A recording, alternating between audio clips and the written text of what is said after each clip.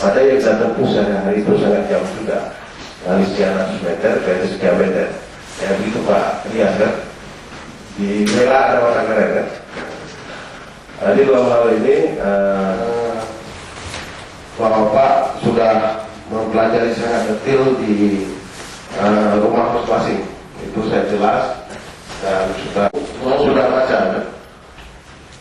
Ada yang belum baca lagi? Dibaca Pak, dibaca coba dilihat. Saya kasih waktu ya setengah detik memberi penajaman terhadap ayat-ayat ini. Saya minta satu orang.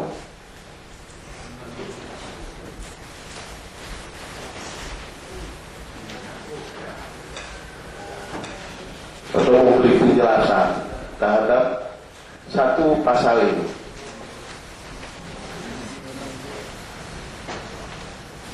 Kan sudah baca semua kan, di rumah kan sudah baca semua. DSF sudah memberikan semua pada Bapak terhadap undang-undang. Undang-undang Titiknas sudah kita berikan, undang-undang PA sudah kita berikan. Makna daripada ini. Sebab sebentar lagi seolah-olah akan kita lahirkan kanun. Ini kan calon kanun nanti. Untuk berjalan itu sama dengan undang-undang sudah lahir, ini undang-undang, kemudian lahir KP, lahir Kekmen, lahir Kepres, semacam. Hari ini gitu juga. Ini undang-undang.